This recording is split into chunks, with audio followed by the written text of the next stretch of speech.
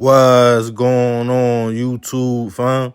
This your boy Tony 2 times, and we back with another episode of Hood Tales, man. Before I start, be sure to tap that like button. Definitely watch this video to the end to hear the full story and all the details in the case. For the day one, fam, y'all already know it's all love. Thanks for tuning back into another episode. If you're new to the channel and you feeling the content, feel free to subscribe. Definitely hit that notification bell so you can be notified every time we drop a new video. Oh yeah, feel free to share the channel with your peoples. Everybody is welcome. Let's get right into the story. People have a lot of things they do for entertainment. Whether you are a homebody that comes home from a long day of work and watches TV with your significant other, or the type to hit the streets with a few close friends to slide by a club. Those are a few ways people choose to have a good time. But of course, there's many more. What a lot of us men, for a long time, it's always been something about strip clubs that grabs our attention. An environment full of beautiful women, drinks, food. It's one of those places that even if it's not your type of vibe, most men have heard so much about the clubs and the dances, you gotta go at least once. For a lot of us, we peep the hustle. Watered down drinks, gotta keep your cup full at all times. Tip the dancers, lap dances almost $50. By the time you leave the club, you are down a cool $300-400. For most, that's enough to say, nah, I'm Gucci on that. But some individuals get caught up on the fantasy and the allure of the girls in the club, rather hypnotized by a body or face or addicted to the atmosphere. We all know strip clubs have been known to break up happy homes for years, for many of men that can't control themselves. Sex sells, and the goal is to sell you a dream. So in your mind, you can feel like maybe you could have an opportunity to be with this dancer. For a few of the girls, you can throw a ticket out there. If the price is right, your dreams become reality. But some keep it simply just a hustle. It's a no judgment zone. But when you mix a decent body, looks, greed, and a cold heart together, that dream girl can turn into a nightmare real fast. And on this episode of Hood Tales, we'll be taking it to Houston, Texas to discuss the case of an exotic dancer who used the stage to lure customers to her boyfriend. All the way back in 2012, 20-year-old Larissa Ross was navigating the streets of Houston and trying to make a living. With her being a people's person and her looks, she decided to hit the infamous Houston club scene and become an exotic dancer at a club called Ice Cream Castles. Larissa, due to her hair and face, was given the stage name Pocahontas, in which night after night, men would pay to see her dance. The young lady had a boyfriend though, a 22-year-old man named Kevin Johnson. Kevin didn't mind that his girl was a dancer, as long as she made money and broke bread with him. The club was in a part of the city that some would refer to as the trenches. A lot of robberies, shootings, but usually that comes with the club nightlife. And of course, that never stopped the men from coming by. Larissa, while talking to the other dancers, heard it was easy to finesse the men and had them let their guards down, either to get them to spend a lot of money or get them to meet outside the club and get somebody to rob them. Thinking how fast the money could be without having to show her body, she decided to try her hand. She met a man who we would call Troy at the club and gave him her phone number and told the man to hit her after work. One day Troy did just that. Not believing his luck, thinking he could smash the dancer just off the strength, he texted the young lady. She told him to come to an apartment complex in North Houston, in the 2300 block of West Tidwell Road. Excited about the encounter, Troy headed to the location. When he pulled up, he hit Pocahontas' phone, letting her know he was outside. She advised the man to get out the car and come upstairs. As soon as Troy got out the car, a man walked up and upped the gun on him and told him to kick everything out before a shot went off. Troy was hit, but conscious. He called Houston PD and reported he was just robbed and shot. He was taken to a local hospital in stable condition.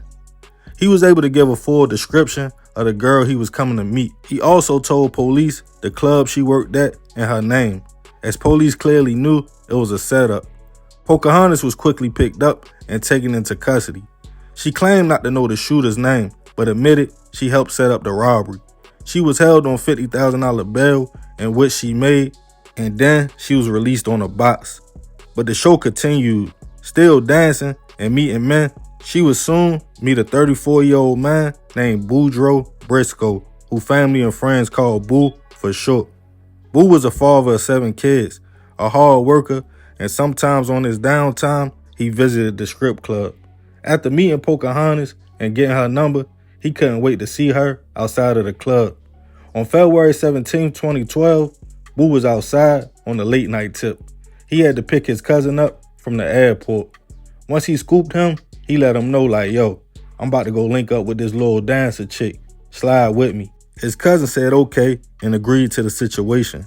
Boo contacted Pocahontas, in which she told the man to come to the same apartment complex Troy was robbed at.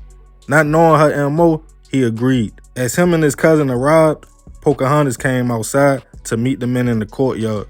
She told Boo, hold up, she had to take a call. On the phone call, she stated, like, yes, it's 2 of them. Not peeping the move, Boo just sat there patiently until she hung up. She then told the man to meet her upstairs. She was going to get ready for him. He pulled up to one of the buildings to park. That's when his cousin was like, yo, it's 2 dudes hoodied up sitting in a Lincoln. But Boo was on a mission to get up with the young lady.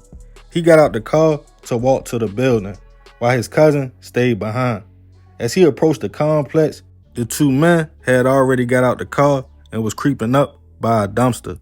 They walked up and told Boo to kick out everything before shots went off and they fled. His cousin heard the commotion and called the police. They responded to the location a little after 2 a.m. to find Boo suffering from gunshot wounds in critical condition. He was rushed to a local hospital. As his family told police, he was going to meet a girl. Houston PD already had an idea who it was, as a similar robbery had just happened 1 month prior. A look through Boo's phone revealed pictures of Pocahontas. Police went to track down the young lady, who was still out on bail and on a box.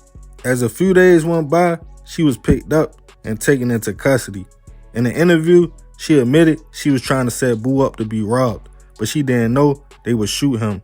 His cousin told police he saw one man shoot and another go in his cousin's pocket as he laid on the ground. The young lady pointed to the shooter in both cases, Troy and Boo, as her boyfriend, Kevin Johnson, but he was in a win. She was at first taken into custody, just charged with robbery.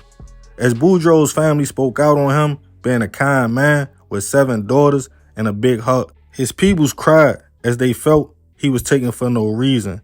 As days after being shot, the man unfortunately passed away from his injuries. Police deemed Pocahontas the dancer with a deadly touch, who now was charged with capital murder. On her first court appearance, she was given a no bail, but Kevin was still on the run. With all the evidence from Boo's phone and her confession, Pocahontas pled guilty to the charges and was sentenced to 50 years in prison.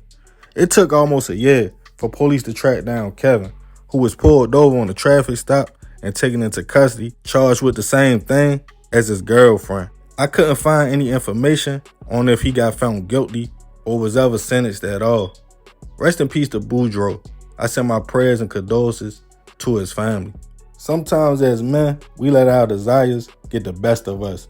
We don't be thinking clearly. To see 2 dudes creeping in a car, you would think him and his cousin would just pull off. But at the end of the day, we all done made mistakes like that. The young lady seemed like she was easily influenced, and she was a setup queen.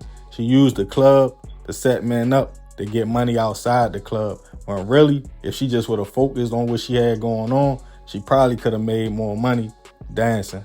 But I'm going to leave this one open for discussion. Y'all let me know what y'all think in the comments. And remember, we got to succeed, not to fail, so we won't be just another hood tale. Yeah, man, crazy story. Rest in peace, that man. But I ain't going to talk too much more about this one. Y'all leave it in the comments. I appreciate you if you made it to the end. This is another episode of Hood Tales. It's your boy Tony 2 times. Love, fam. I'm out.